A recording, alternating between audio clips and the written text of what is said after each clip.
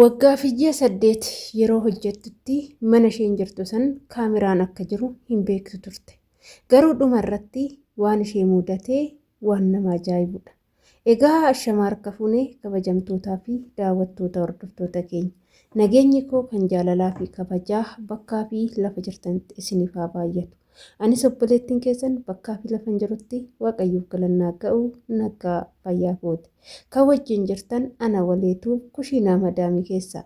Egaa የመዳም ቅመሚ takka waan ishee mudatee asuma keessa argattu isinillee isin fayyada waan ta'eef viidiyoo kana hanga dhumaatitti dhaggeeffadhaa. Obboleettiin keenya tokko akkas jetti. Ani mana kana kan jiraadhe waggaa tokkoo fi baatii 8 hanga ta'u kana hundumaayyuu kaameraan akka mana kana jiru hin beeku ture. Akkas ture dubbiin. Mana kana keessatti baay'ee natsaannateetu jira. Jara wajjinis baay'ee walii gala. Ani kanaan dura biyya biraa hojjedheen ture. Kanaafuu afaanis nan beekaa waan ta'eef wanti na rakkise tokkollee hin jiru. Manni isaanii baay'ee guddaadha. Fooqii 3 of keessaa qaba. Ijoolleenis ni jiru baay'eedha. Ani hojii mana sanii guutumaan guututti anumatu alaaftinnaa fudhatee hojjechaa jira. Hojiin baay'ee waan natti baay'atuuf madaamiin tiyyas kana godhi san godhi jettee guyyaa tokko na ajajjee yookaan kana godhi jettee na waamtee hin beektu. Anumatu ofii kiyyaa beekitoo hojjedha. Haa ta'utii garuu amma madaamintoo waa tokko na gaafatte. Nuti si barbaannaa. Nu biratti dabalachuu barbaaddaa kontiraata kee farramachuu barbaaddaa jennaan yeroo baay'ee jala geessan malee ittiin himinaa waan jette yeroo jettan nan dhagaa waan ta'eef namootni hedduus waan akkasii waan jedhaniif itti yaanne ganaan itti yaadaa dabalachuu fi galuu kiyyaa ganaadha yoon itti yaadessitti ma jedheen sim jalaa jedhe. Isaanillee waan na giddisiisan tokko hin qaban. Egaa guyyaa tokko waan kanatu na mudate. Ani baay'ee hojiin natti baay'ata. Asin fiigaa gadan fiigaa fooqiin bu'aa gadan bu'a. Kanuma keessa hojii tsidaatti fixee tanan fiigichaan kushiinaa seenee nyaata hojjechuuf fiigee hojjedha. Nyaata kana kanan hojjedhu sa'aatiin mana barumsaa ijoolleen itti galtu gahaa jira waan ta'eef yeroon harkaa gabaabbatte waan ta'eef dafee tanan gaazii hunda qabsiisee hojjechaa jira. Muddamaanan hojjechaa jira. Osumaan kana muddamaan hojjechaa jiru karri ankaa'amee rukutame. Karri kun irra deebiidhaan gara malee akka malee iyyee rukutame. Gizee kana ofitti aaree tanan baay'ee ofitti aaree ofitti gubachaa tanan karra kana banuuf deeme. Sababbiin ofitti aares ani baay'ee biizii ta'een jira. Kushiinaa keessatti hojiin baay'ee gamaa gamanaa na qabatee jira waan ta'eef jechuudha. Egaa karra kana yeroon banutti garuu dubartii takkan karraa kootti arge. Gizee kana madaamiin mana jirti naaf waaminaan jette. Anis tolee jedhee tanan ka'eetu waamuu deeme. Fooqii 3ffaarra waan ta'eef dirqama gaazii hunda dhaamsee deemuu qaba waan ta'eef gaazii hundumaa dhaamsee tananii deeme. Yeroon ol ba'ee kutaa madaamiitii yaa ga'u garuu yeroon karraan ka'u namni na jalaa dubbatu yookaan na jalaa banuu hin dhabame. Mana kana keessatti natsaannatiin waan jiruuf madaamiin yoo mana jiraattillee rakkoon qabu. Yoo jaarsi ishii mana jiraachuu baate yookaan namichi mana jiraachuu baate ishii qofa yoo ta'e ani kutaa ishii banee yoon seene iddoo ishee raftuttillee seenetoo kutaa qulqulleessee shintibeetii dhiqee yeroo hundumaa nan ba'a. Rakkoon tokko hin jiru. Sababa saniif waan ta'eef karra akkana yoon qabu karri ni baname. Yeroo banamu kana olan seene yeroon ol seenu daa'imti raftee jirti. Madaamiin garuu hin jirtu turte. Haa ta'uti yoon akkana gara shintibeetii siqee dhaggeeffadhu sagalee bishaaniin dhagaye. Madaamiin akka shaaworii keessa jirtuun naaf gale. Ashaaworii kana keessatti waamee ittiin himu yaa baatu jedhee tanan kutuma keessa dhaabbadhe. Odumaan kutaa keessa dhaabbadhee too ilaalu televezyiinii tokko arge jette. Televezyiinii kana yeroon akkana jedhu banaa ture. Yoon akkana televezyiinii kana keessa ilaalu natu televezyiinii keessa jira. Yoon gara na deemus anuma. Yoon akkana ilaalus yuunifoormuma kiyya. Indee maaltu televezyiinii keessa na seensise jedhee rifadhe. Yoon gara na deemus anuma deema. Yoon garas deemus anumatu deema.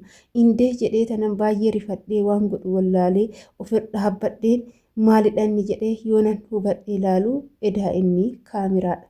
Ana waggaa tokkoo fi baatii 8 kana kaameraan mana keessa akka jiru quba hin qabu. Soqeetis jira, laaletis jira, hin agarre. Guyyaa tokko argee hin beeku waan ta'eef.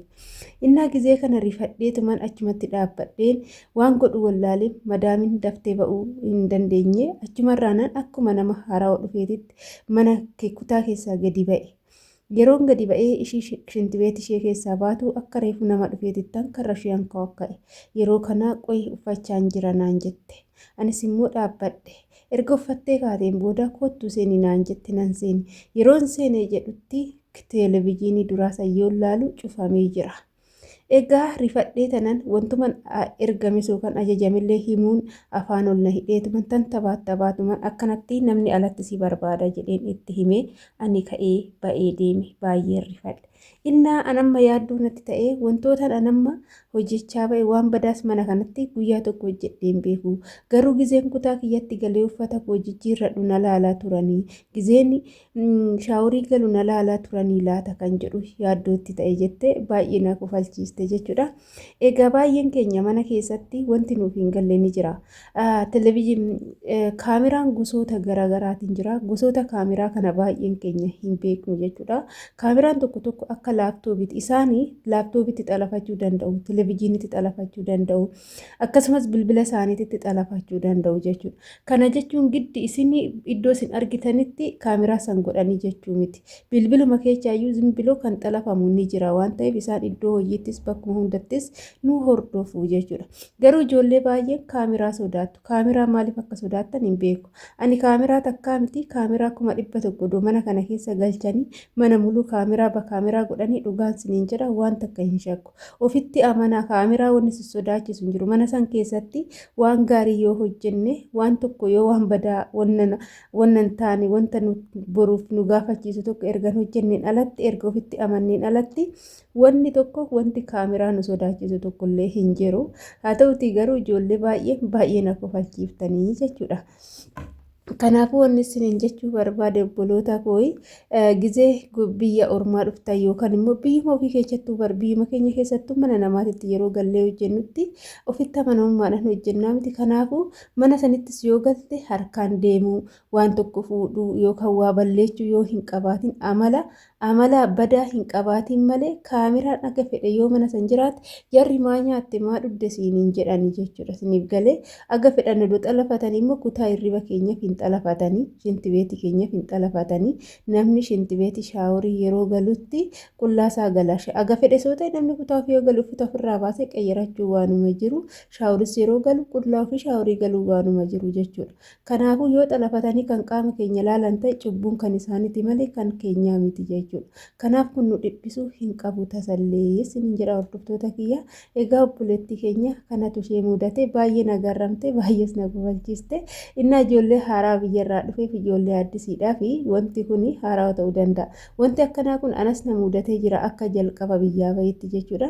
Inna waa'ee kaameraatu hin beekuun ture yeroo sanitti ka'a addisiidha. Yeroo kaameraa san keessatti of argu jalqaba irratti baay'ee rifadhe jechuudha. Kaameraa keessatti yeroo of argan odoo hin beekin kaameraa keessatti ani immoo iddoo ejjensitiittan argee yubeezawwee nama rifachiisaa jechuudha. Haa ta'utii garuu hojii badaa hin qabaatini wantoota nama xureechan hin qabaatini wantoota jarri nama shakkisiisan hin qabaatin malee rakkoo tokko hin qabu. Kanaaf obboleettiin keenyas wanna si rifachiisu tokkoofis hin qabu sin jira. Innaa mannati jirtus baay'ee natsaannatii qaba akkan barbaadetti yoo nyaadhe yoo dhugees namni natti dubbatu hin jiru jette. Innaas isaanoo amala kee waan jaalataniif waan si barbaadaniif bakka haala kee waan dasisaan jetteef hin dabalataa siif hojjechiisnu jedhanii si gaafatan malee osoo ati itti toluu baatte si galchuuf yaadu malee akka dabalattu sin gaafatanis sin jedha. Egaa kana fakkaata turtiin wajjin gootaniif galatoomadha.